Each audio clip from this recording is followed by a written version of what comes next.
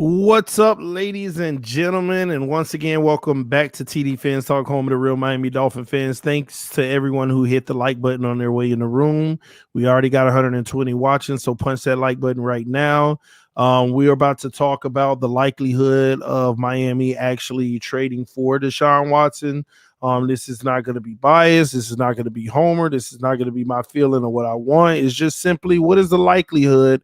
Then I want to talk about some of the things that came out today, what we need to pay attention to. I'm going to break it all down here on TDPHINSTALK. Hey, make sure you hit that like button. Let your friends and family members know about the channel as well. Shout out to the mod squad. Shout out to the members of the channel. If you're not a member, you can hit that join button on the homepage of TDPHINSTALK to become a member, especially if you appreciate the content. Pick one of the 4 plans, and all I'll say is thank you in advance. I appreciate the support to the channel, helping us do bigger and better things as we continue to grow and go. Listen, I see y'all in the comment section ready to talk about this. Somebody said Watson again, not gonna happen. LOL. Well, time will tell, right? This is some of the hottest news out right now, so we're gonna cover it, especially in relation to the Dolphins, because we have been mentioned most than any other team since March, all the way back when this all started. Okay, we've been mentioned. And I'm about to break down everything right now, especially with the information that came out today. But I'm going to go ahead and start the top of the show by telling you the odds of the Miami Dolphins trading for Deshaun Watson. And I hate what I'm about to say because I don't think it gives anybody a sense of closure. But the odds are 50-50 at this point. The odds are 50-50 at this point, and I'm going to talk about why. And listen, everybody's hitting me up about the fantasy football. Today at 4 p.m., get ready. Me and Finsanity will be live to give you all the instructions. That's Eastern Standard Time. So that's literally in about an hour and 14 minutes. All right. So if you're interested in the fantasy league, in about an hour and 14 minutes, me and Finsanity will be live for a few minutes to give you the instructions. You follow those instructions, and then we will pick from those people. Okay. I know everybody wants to get in. It's a $1,000 fantasy league. And it's only a $15 buy-in with 14 players. So that's a huge come up. But everybody will have a fair opportunity unless you're a member. There's going to be 4 slots available for members. But even if you're a member and you want to play, I recommend whenever you send us what we tell you to send us and let us know you're a member, do it regardless anyway. because just in case you don't get one of the member slots, you still could be considered as a regular slot. All right. All right. So anyway, man, thank y'all for tuning in once again. Hit that like button. Shout out to Mar Justice, EM Baller. I see y'all, man. And shout out to the newest member of TD FinStalk. I think we just added a member, Sherrod Ford, man. Appreciate you becoming a member, Pro Bowl style. Appreciate you, homie. Thank you so much. What's up, JD Diesel? Everybody in the comment section. I appreciate y'all making this show great by interacting in the comment section. So let's go ahead and get started. Okay, let's go ahead and get started. All right. First and foremost, I want to address some things about who has the best package for Deshaun Watson. Okay. All this speculation that the Eagles do because they have 5 first-round picks in the next 2 years. Well, it's 4 first-round picks. 1 is conditional. We'll go ahead and give them credit and say that they have 5. Okay. All right. So, and this is what's causing a lot of people to say that Deshaun Watson is going to end up being an Eagle. Right. So let me talk about that real quick. First and foremost, we cannot forget the simple fact of the matter. Okay. And I was talking to Ian Esteban earlier, and Esteban made an amazing point. We cannot forget the ultimate facts of why Deshaun Watson wanted to be traded in the first place. Does anybody remember? Does anyone remember why he wanted to be traded in the first place? Wasn't there a cultural issue over there in Houston, right? Wasn't, that he had some concerns about, and I don't have to get into detail, but things could be unsavory in the organization and racial tension and different things of that nature. Remember, all of that was the actual reason why he wanted out of Houston, right? So if that was the reason, why would he go to Philadelphia and get right back in the situation? Yeah, I said it. And the reason why there have been multiple reports of him wanting to come to Miami, because he's been on record saying he loves what Miami is doing, and he wouldn't have those same issues in Miami because our culture is A1. Our culture bleeds diversity, something that he was looking for. He wanted input on the coaching staff to give people fair opportunities, and that wasn't granted. And that's just the reality. So what makes you think he will want to go to Philly? And let me tell you something. The people who are trying to make Philly the front runners, they're saying that for 2 reasons. Reason number 1, simply they have draft capital. So they think, oh, they got more than us, so they can go get them, and they need a quarterback, so they'll beat us. But he has to want to go there. Reason number 2, so many people are talking about Philly. Y'all gonna laugh on this one. Because they're Tuaneers. The Tuaneers are saying he's going to Philly. So every time you hear one of the people, especially in this comment section, he going to Philly, bro, 9 times out of 10, they're a Tuaneer. Because that's what they want to see anyway. They've made every excuse known to man and every reason why. I mean, they've made reasons. Let me tell you how extreme they've made reasons of why we need to keep Tua. And I'm going to give you the number 1 extreme reason why they feel we need to keep Tua. And y'all going to see how extreme this is. They say Tua already better than Watson. You can't make this up. You can't make this stuff up. They say he already better than Watson. That's how far I've heard them go. That's how far I've heard them go. So they'll say anything. I ain't gonna lie now, they strong, boy. It's a lot of them. They are wheeling it. Watson ain't coming. Watson ain't coming. Watson ain't coming. They're trying to wheel it through their words, and they trying hard. They trying hard. But I will concede to the fact that Philly are players in this. But at the same token, why are they players? Because they do have assets. But at the end of the day, it has to be somewhere where Watson will be comfortable playing as well. and he has to sign off on it and agree to it. So we shall see. That's as far as the Philly stuff. Now, Miami, on the other hand, it's the place where many people have reported he wants to be. Also, we have the culture that he is trying to get away from and has noted that. Agent already buddies with all his buddies down here. It's just true. And we've been mentioned as pursuing this man for so long from direct sources, indirect sources. There ain't nobody in the league that feel like the Miami Dolphins have not inquired about Deshaun Watson. Everyone knows it, except the two in the ears, of course, right? Everyone knows it. Everyone knows it. But that's just simply from a draft pick standpoint. We're number 2 in the NFL from a draft pick standpoint of assets. What we got a first this year. I mean, we got a first coming up. We got 2 fourths, 2 fifths, 2 sixths. The following year, we got 2 firsts, 2 seconds. We have a lot of draft capital. I think we're number 2 in the NFL over the next 2 years of how much draft capital we have behind Philly. But what Philly doesn't have that we have is something that they've been rumored to be looking for. Houston is rumored to not just be looking for draft capital, but players as well. And that's something that the Philadelphia Eagles cannot compete with us on. A combination of draft picks and players. They just can't. And why do I say that? Because any top players that they get rid of, their team is in the dirt. With Watson, it's like going back to Houston. The man, like some of y'all may have not have known this. Last year when they went 4-12, he was number 1 in passing yards in the NFL with 4,823 passing yards. He was number 2 in the entire NFL with passer rating of 112.4.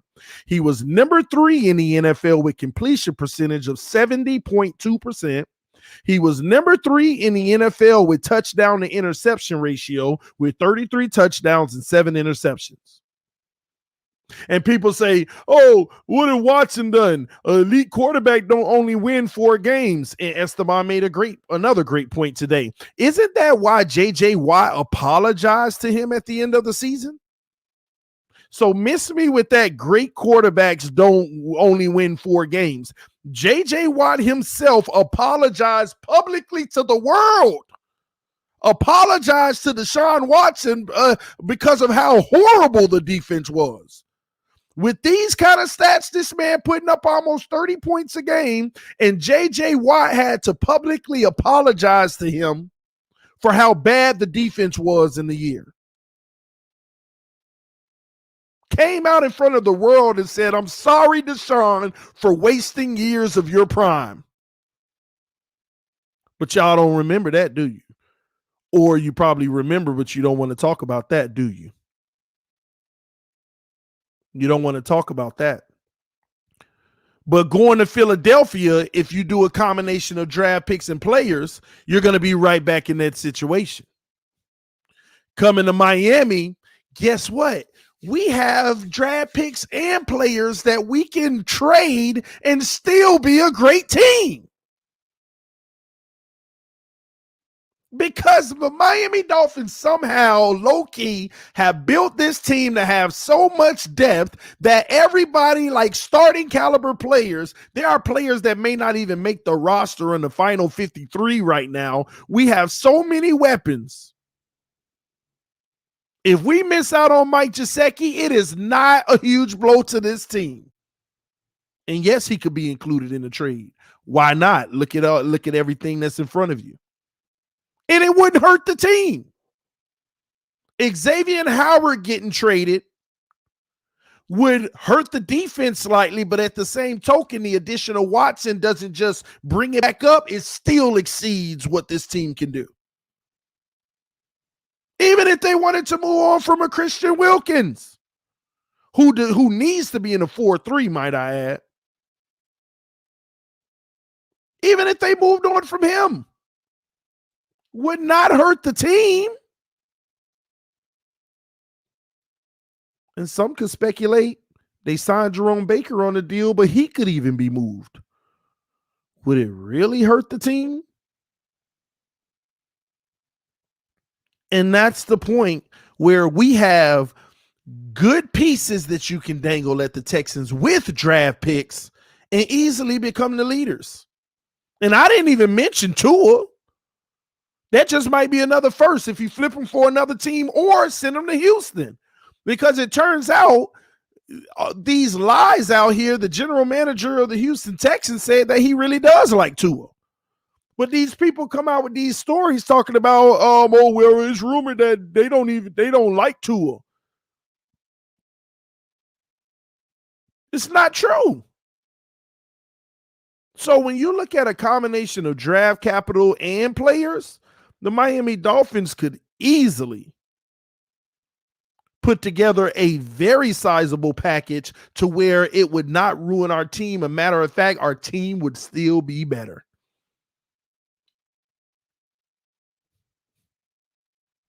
Our team would still be better.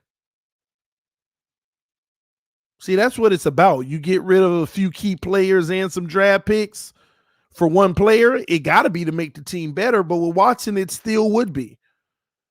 Can you imagine with the defense that we had, a quarterback on our roster putting up 4,800 yards, 112 passer rating, 70% completion percentage, 33-7 touchdown interception ratio? Could you imagine that? And all this talk around here, this man wants to get back with Will Fuller anyway. I can't rule that out. I can't rule that out whatsoever. Now, let's get down to the nitty-gritty, though. I feel like it's a 50-50 chance. And why 50-50? Because honestly, it should be about a 75-25. But things kind of made me feel 50-50 today because the Houston Texans are playing their cards right now. They're playing their cards right now, and they're calling some bluffs. What do I mean by that? 2 days ago, if you would have asked me the price for Deshaun Watson, I would have told you a maximum of 3 first-round picks. Maximum with the situation that's going on. But with Watson scoring a somewhat win yesterday by not being put on the commissioner's exempt list, which basically makes him eligible to play football this year, and I believe the NFL is just waiting to see what ends up happening civilly, which those things won't even begin until February when the season is over, which ultimately I believe the NFL believes that it's going to end up being resolved regardless. But it made Houston say, oh, so he's actually going to play this year. Oh, so he may not get suspended this year. You know, our price was a little low because of the situation. And I'm starting to feel like the Texans probably would have been willing to hold on to him while he was suspended and everything and wait till the following year when his value is higher again anyway. But now that he's going to play, they're in a tough situation. But at the same token, the price just went up potentially. Because there's still lingering questions and things that could be revealed that can change a lot of things. But the price definitely just went up. It went up. I'd admit that. It went up. Now, all these reports today that the asking price is about 5 top draft picks. Now, some people wanted to skew that as 5 first-round draft picks. No, let's go Tua. Let's go Tua. Let's go to, if it's 5 first-round picks, let's go Tua all day. That's me. That's my take. You see how I'm fair, okay?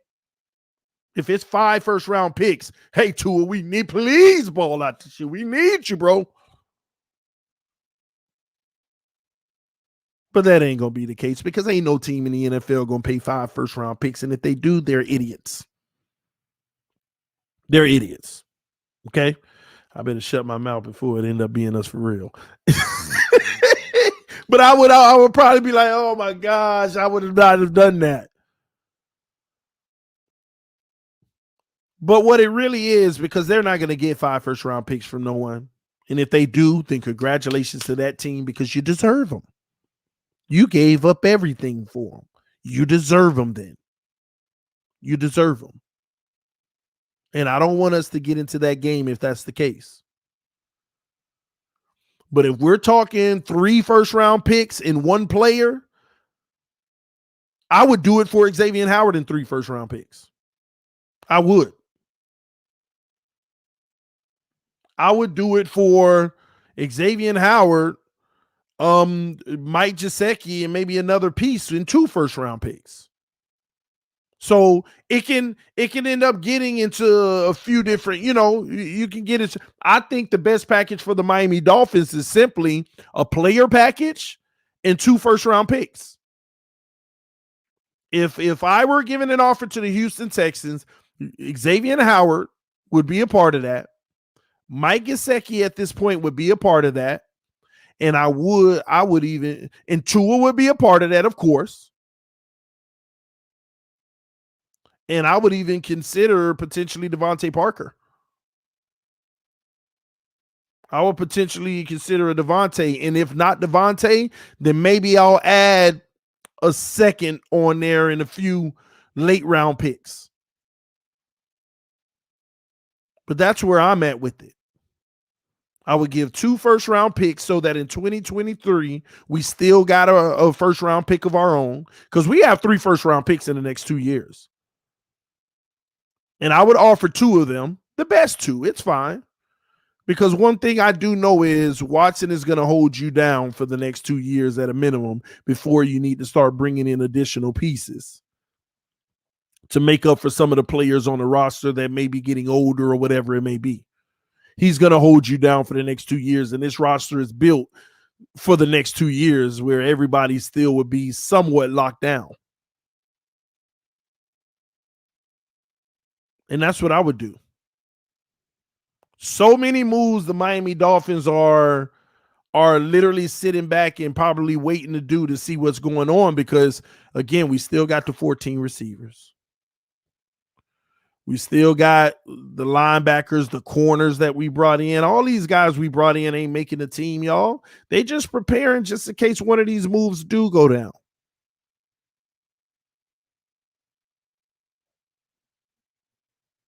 And remember, the biggest factor of why I will offer what I said I would offer is a simple fact that the allegations are still there. The only thing I will say about the allegations still being there, though, the NFL realizes they can't do much. When it's all said and done, if he ends up settling or a court awards, these women money, then what? They're going to come back with a 4-game suspension, and then this whole situation is over. But by the NFL basically not putting them on the exempt list, they have, indirectly said there is not enough to tell him he can't play football. After interviewing the women, there is not enough for us to feel like we should be coming down on him yet. And we need to let this play out. And to be quite honest with you, that might just be what the Houston police feel as well, because they've been investigating going on 4 months now, and no charges have been brought. And the NFL, they're just waiting on charges, and it doesn't look like that's going to happen. But time will tell. There could always be some breaking thing that happens, but at the same token, it's not likely because it's been so long. It's been so long. And you got an all-pro quarterback who at least, this man might be able to play 15 more years.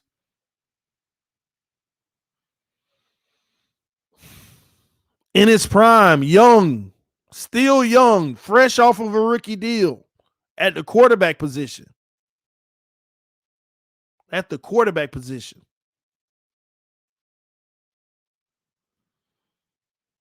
We shall see, but that's where we are right now with this whole trade situation. As we speak, the Houston Texans are listening to every call, and their phone is ringing off the hook. They're writing down who's got the best options, and they got to be working off of a short list. They can hear all the calls they want, But Watson, I am pretty confident, because here's the deal. Here's the thing that you got to think about as well, because the Houston Texans, it's just a matter of what is their mindset. Because they can be saying, hey, he's showing up to camp, then maybe let's play the long game with him. Let's bring him to camp and expect for him to practice and see if he sit in. Because I talked to y'all about that yesterday. You got holdouts. Deshaun Watson ain't holding out. He may hold in, which means that he shows up every day, but he doesn't participate. And the team may be able to find him at that point, but I don't know if it's nearly the amount that the NFL would of 50,000. So it just depends on what Houston's going to do. But they have said that they are not trading Deshaun Watson, and all of a sudden today, they've decided they will take calls on his trade.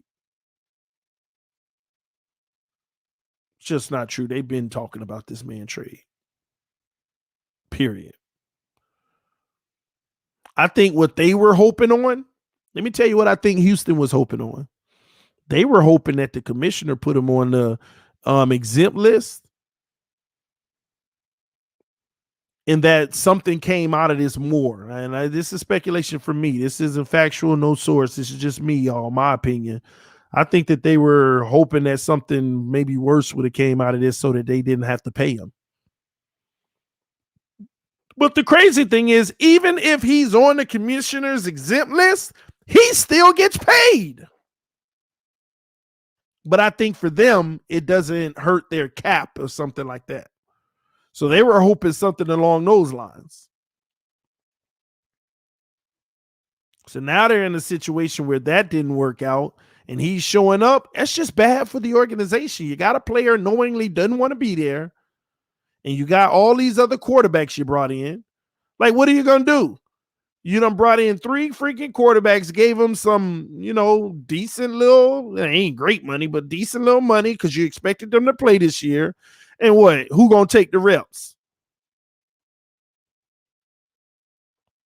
So they're in a situation where a trade could come in the next, 3 days.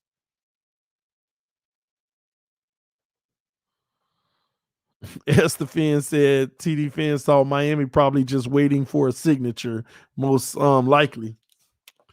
I don't know, man. I thought something was going to go down yesterday after I heard the things that I heard.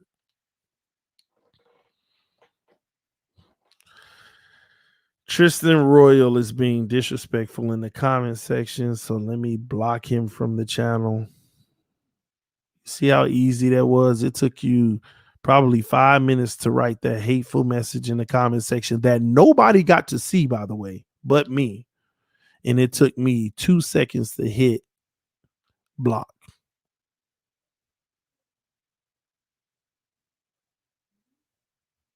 That's simple. Now you don't have to watch something that you don't like anyway. Well, man, I'll be honest with y'all.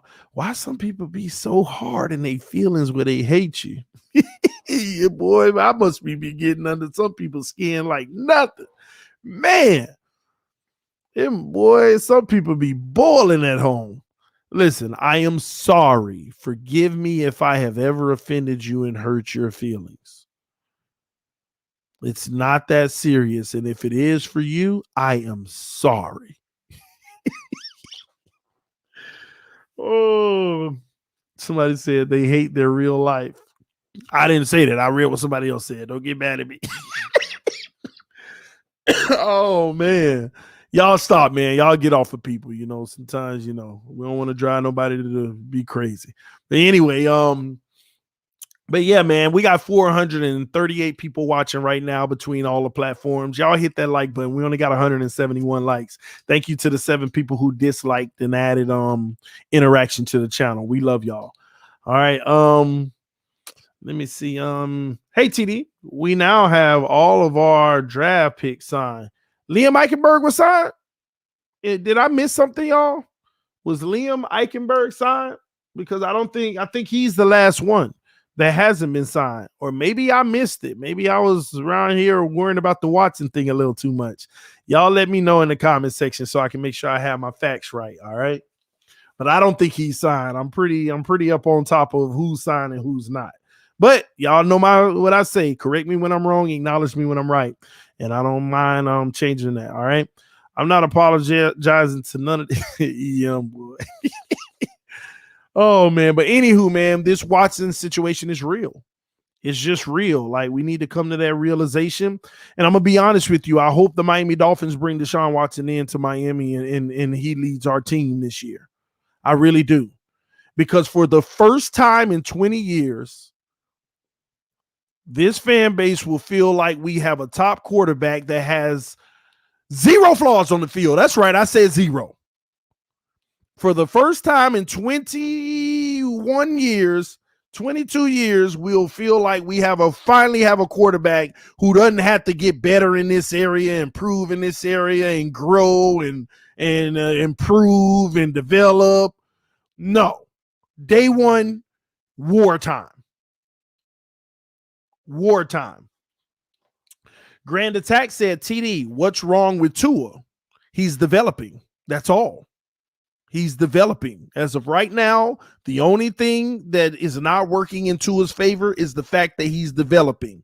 And when someone is developing, you don't know when that end date is where they are polished and they are operating like Deshaun Watson is right now. Like Aaron Rodgers is, who said that he may be playing in Green Bay this year, by the way. That broke today. So nobody's ragging on Tua saying, oh, he can't throw past 5 yards and this and that. Now, I do have my concerns about his aggressiveness and his accuracy within the aggressiveness and reading the defense when called upon to be aggressive. I have my concerns, and I saw that on film coming out of college. But those are all things that he can improve on. But again, what's wrong with Tua? Just developing. And nothing's wrong with that. And Adam Beasley said it best. The organization feels there's no question that Tua is going to take a next step, but is it the step? And that's what this whole conversation is about. But people will call me a Tua hater for just talking facts. I believe Tua is going to take a step forward, by the way. Let me make sure I'm clear. But is that going to be the step? And that's all that matters. When does he take the step? There's been too much evidence around us about he's just not ready yet. This started last year. Chan Gailey was telling everybody all year. He has a problem processing. He has a problem with retention. He has a problem locking information in. See, when you're in Alabama, you can just call a play and know where you're going on the first read and go, and it's there. But when you're in the NFL and everything doesn't work peachy key, hey, you got to know the ins, the outs, the checks, the reads, the alerts, everything. Everything, and he doesn't process that fast. And then whenever he can process it, he still has to be able to perform it at a high level, things that he's not used to, ladies and gentlemen. Tua's not used to throwing in tight windows 60% of a game. In Alabama, he had to throw in a tight window 5 to 10%, and then it was still an all-world wide receiver who was going to go get it. So now that he's on the next level, you see those flaws a little bit more glaring. Doesn't mean he won't get better at it, but right now he's developing in those areas. And we don't know what the time frame is. Chan Gailey kept telling y'all, yes, the playbook is different for Tua in fits. I'm giving Tua what he can handle. The man said it 10 times, and people still wanted to make excuses of why Chan Gailey was the issue. He needs to open up the playbook. And I told y'all, if he opened up the playbook, Tua going to look bad. He's going to look bad. And don't give me an Arizona game where when Chan wasn't there, look at what Tua did when the other guys opened it up. They didn't open it up. The man had 4 unbelievable scrambles out of the pocket that sustained crazy drives. That wasn't opening it up. It was still a lot of underneath stuff and some crazy scrambles that got him out of trouble. That's not a different play. That's not a different scenario or a different play calling. There was nothing different. It didn't open it up in Arizona. He just actually converted some plays, especially with his legs, for one game. Somebody said that's what playmakers do. No, playmakers do it and they do it consistently. Stop talking to me about Tua and only pointing to 1 or 2 games. There were 9 games. Playmakers do it consistently. Not every game, but more than they don't. So if Tua would have done it maybe 5 out of the 9 games, I would have given it to you. But y'all talking about 1 game? Or and I can't even say 2, but I'm going to tell you 2 just to not have to argue with some of y'all. He did it 2 games, which I can't even name the second one, but I'm giving it to you so I ain't got to argue. It's that simple. These are facts. I understand, y'all. I was talking about this earlier as well. Some people suffer from stardom. Y'all got to remember how Tua started. Some of these people didn't even care about Tua. They were just like, oh, we got a little young kid from high school that's supposed to be pretty good.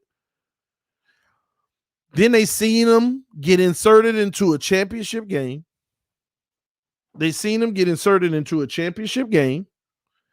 And made a throw that was, number one, first of all, wide open. Just to look one way, throw it the other way, wide open, catch, touchdown, and the aura of Tua started. It started ever since that very moment. Oh, Tua, and then it just went. But you cannot forget, there are, like I'm telling y'all, whether y'all want to believe it or not, half of the quarterbacks in college football might have been able to perform just as well with that type of team. They don't want to believe that. They don't want to believe it. Like when you talk about like how much more special was Tua than Mac Jones? I want to hear tangible things that tell you how much more special was Tua than Mac Jones. What Tua did, Mac Jones killed him in the stats across the board. How was that man able to put up better stats than Tua? How was he able to? And I am not sitting here saying Mac Jones is better, but that's all. I'm just trying to get y'all to think. You got to give me exact tangible things. I want you to write it in the comment section. Give me the exact tangible things that he was much better at. Better playmaker. Oh, so Mac Jones wasn't a playmaker because he was able to sit in the pocket, read defenses, and carve you apart without having to scramble or do other stuff? Mac Jones wasn't a better playmaker because he did it the Brady way? Is that what we're saying? See, they can't really give you tangible stuff. Pocket presence and accuracy. Go look at the stats. The man was more accurate. Go look at the stats. They've already brought it out. The man was more accurate in college. Better completion percentage, better numbers.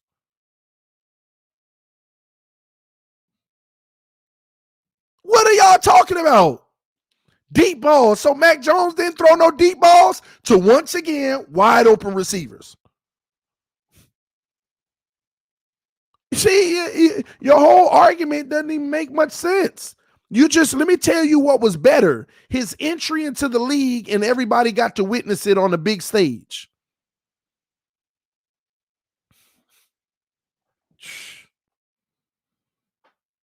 How Mac only played 1 full year and killed his stats, better stats than he ever put up in college. And nobody sat here and said that Mac is better.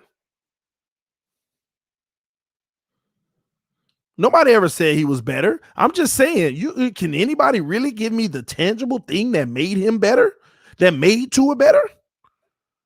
Or tell me why was Mac Jones able to actually put up better numbers? Maybe that's the better question.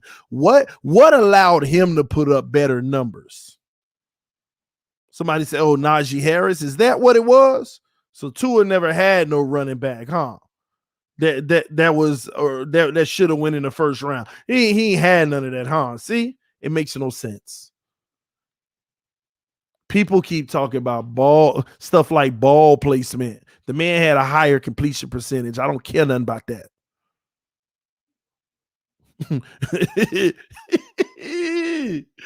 Oh my gosh. See, when you break it all down, when the rubber meets the road, your guy ain't as special as you made him out to be all this time because he was a winner. Because what you need to realize is he wasn't the only winner. That entire team was a winner. Shout out to Gigi said Bama equals college all-stars. Exactly. Watson beat Bama though. No comment. Watson beat Bama. Watson beat Josh Allen. Watson went toe-to-toe with Brady. All of that.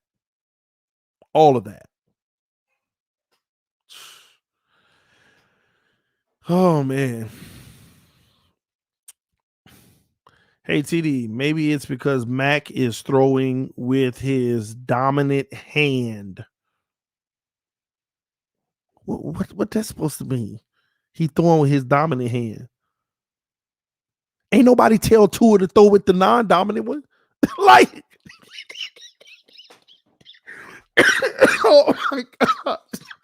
This is getting too funny. Like, because Mac Jones throwing with his dominant hand. What? Tua not? And if he not, oh, well, left ain't his dominant. He really right. His daddy taught him. Ain't nobody telling him to throw it to left. Oh my gosh. Oh man. Well, if that's the case, then he need to get back to the right. Oh man. Oh my gosh. This is I done heard it all now. I done heard it all. I done heard it. Oh man. I done heard it now. I done heard it all. Well, let me add to it. Well, it ain't Tua's fault that he ain't throwing with his thumb. TD2 is right-handed. I know he right-handed, and he throwing with his left. At the end of the day, that is his choice which one he want to use. So you mean to tell me if he's a better right-hand thrower, then why ain't he throwing it that way? You know? Yeah, y'all, come on now. Y'all got to stop this mess, man. Y'all got to stop this mess, man. Well, TD, you got to understand, he's supposed to be throwing right, but he's special. He's showing you he can do it with the left. Like, come on. Like, where do we get? You can't make this stuff up, y'all. You see what I'm talking about? You cannot make this stuff up.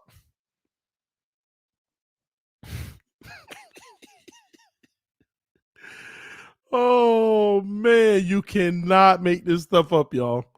These are the things that I hear in my Twitter and Instagram all day of reasons. Oh, man. Oh, my gosh. This is amazing. I love it, though. I love it, man.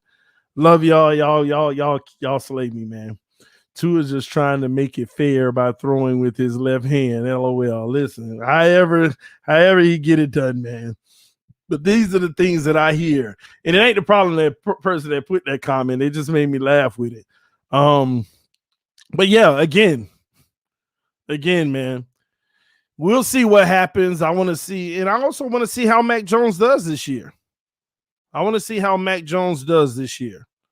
Okay. And again, to all those people who sit here and are like, what has Watson done? Let me tell you what Watson did. Okay. Watson put up 4,800 yards last year, 112 passer rating, number 2 in the NFL, number 1 in yards, number 3 in completion percentage, number 3 in touchdown interception ratio. But what did he do that with? He did it with the lack of weapons, right?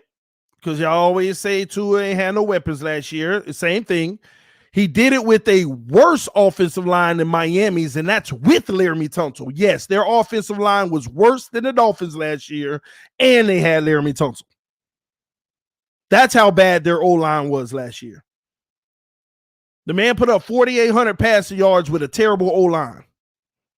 Don't want to hear it. Defense was boo-boo trash. Defense was one of the worst in the NFL. That's why J.J. Watt apologized. So don't even give me a close comparison. The man had no help on defense, didn't have a line, had nothing to work with. Running game ain't do nothing. And he put it on his shoulders, and they caused J.J. Watt to publicly, in front of the world, apologize to him in front of the world that they were wasting prime years of his career.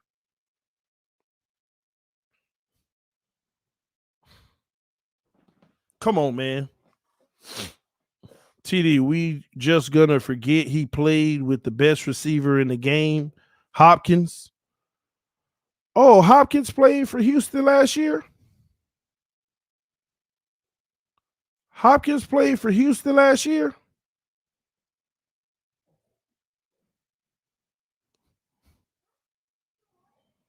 Hopkins played for Houston last year. Can someone educate whoever AB who said that?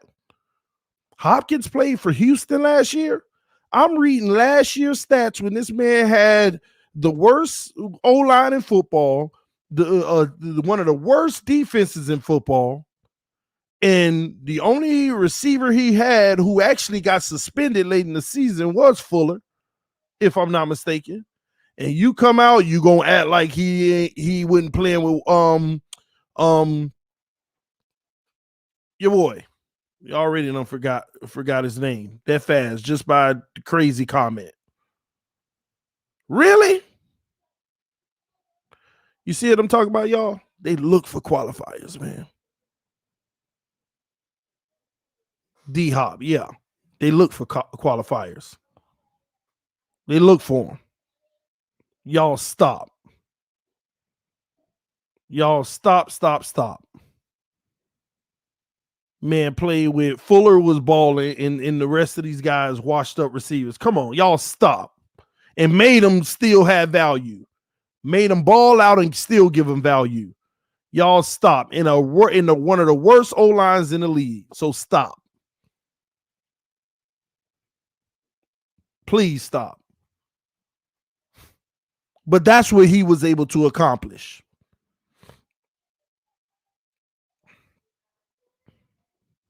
There ain't no debate in this matter, y'all. Just keep it 1,000.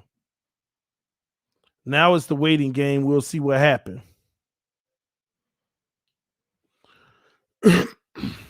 Someone please tell me, what did Watson do in the playoffs when he had a squad? It depends. What do you talk about when he went against Josh Allen and beat him, or you talk about when he went against Brady and went toe to toe with them and lost? Which one are you talking about? Which one are you talking about? 90% of offense was run through Watson. Absolutely. They had to. They had to. They had to. Was Watson a rookie last year, though? See, that's the difference, what y'all got to understand. I'm glad that you brought that up, because y'all want to say, well, Tua was a rookie, though. Don't do that. Listen, Watson been special since the day he came in this league. Of course, every rookie has flaws, just like Herbert had his, but he was special like Herbert when he came in this league. Special. You could take that permanent stamp and place it on him that says special from day one. That's the difference. From day one, special. GG said broke a sandwich tackle and won the game versus Buffalo. Yeah, that was playmaking ability. And don't get, y'all better keep it 1,000. This man got 10 times more playmaking ability with his legs than Tua will ever have. Y'all be honest with yourself.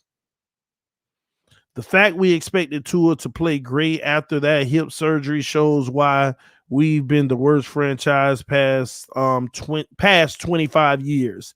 Well, I didn't expect for him to play great. I just expected him to give us a sense of special. That's all. And once again, everybody want to throw up some 4 or 5 clips from the Arizona game and say, here's for all the people who say they didn't see anything special. Stop. Stop it.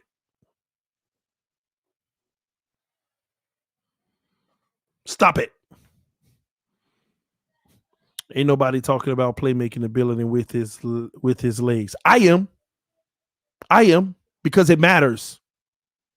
Playmaking ability with your legs extends plays. It's the only reason we won the Arizona game with Tua, because he had one game where he showed some playmaking ability with his legs.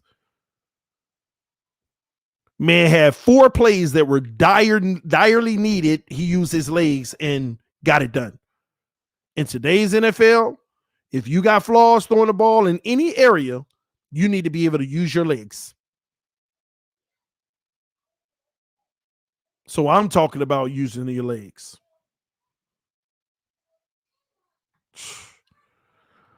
Deshaun Watson like Charles Barkley, a lot of points, no rings. Yeah, I agree. Charles Barkley was a great.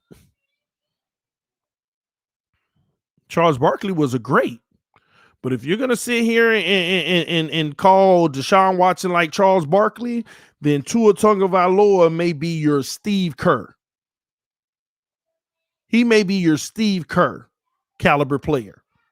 Can hit a big time 3 here and there, but ain't good for nothing but passing the ball to rock the mic.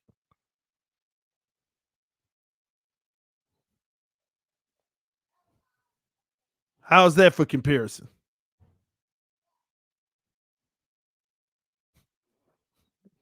Barkley's still a great. Barkley's still a guy who was carrying his team, and if they would have got him a little bit more help, maybe he would have had a ring.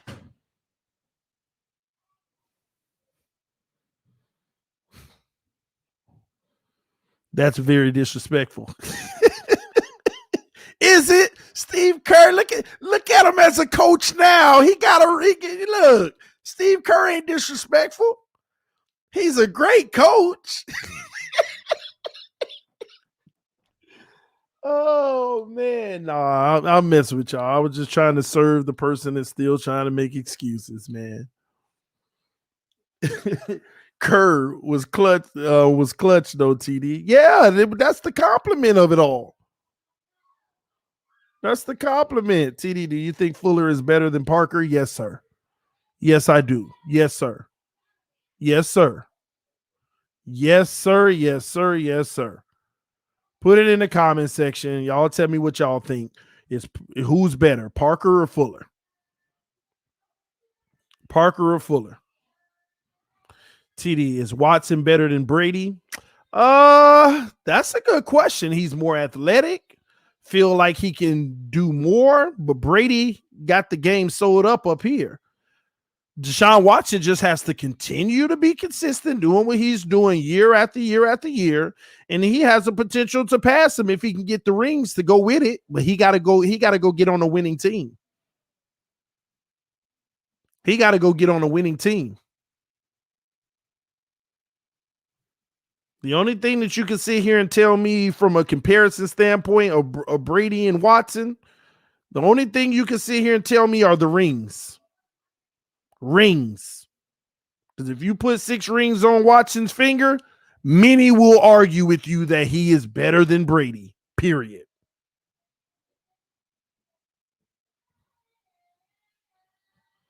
He will always have better stats than Brady. He will always put up the numbers and make bigger plays. But again, Brady's had everything around him. That's why players are trying to get in that situation, because Watson still has the ability to be one of the greatest of all time if he can get with a team that can get rings, that can have his back on the defensive side of the ball. Real talk.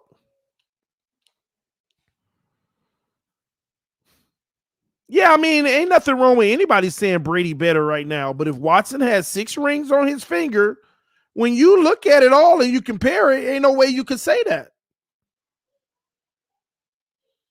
You go look at it. TD Reed comments, everyone saying Brady. And nothing, that's a good, bro, what I'm saying to you is I would say Brady right now. Yeah. He got the jury. That's why I gave you the qualifier. If you put 6 rings on Watson's finger, no, when you look at it, no, you can't say that. You just can't. You can't. Because you'll have to explain the difference on why he's better at that point. Period. I mean, you got to think about it. Brady just won a ring and wasn't even a top quarterback, like top 3 or top 5 quarterback in the league, technically. So he's getting it done by any means necessary in so many different ways with his smarts, but also on top of that, he's getting it done because he got a phenomenal defense riding behind him too. Look what that defense did to the Chiefs. Imagine that defense not getting one stop in that game. It could have been a different story.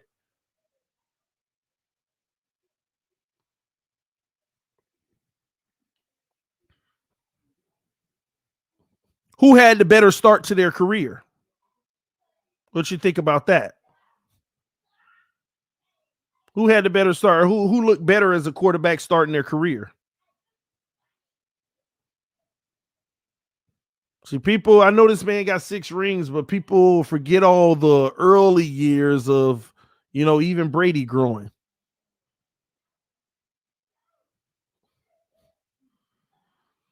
Somebody said Steve Kerr. That's cold-blooded. I'm just saying. TD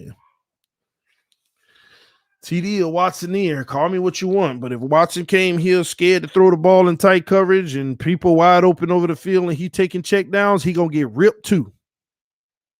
I would rip him apart too. It is what it is. It don't matter who it is. Call it how I see it. All right. Just like how TD forgot Manning rookie season, sure did. Yep, all them picks y'all keep talking about this stuff. Okay.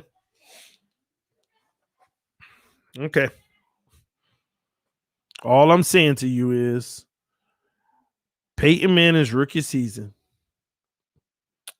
throwing all of those picks, had Dan Marino been in his prime and he was available for trade, the coach would have considered it. Even if they would have been wrong and they should have kept him because he ended up being great, they would have even considered it. I mean, I think some of y'all just forget how many quarterbacks come in and out of this league. How many are drafted? I think some of y'all forget that. Every year, about 3 quarterbacks on average are drafted in the first round or maybe even 4. Almost every year. Then 10 years later, only one of them is relevant. And they may not even be great. They're just still surviving in the league. It's every time. Y'all forget how many come in and just don't work out when it's all said and done. Some of them get extended and then they realize later on, oh crap, that was a bad idea.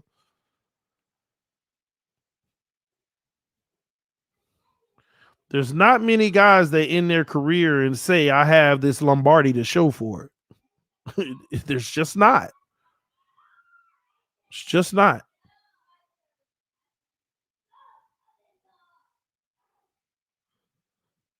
Somebody said cough, cough, Rosen. Another example.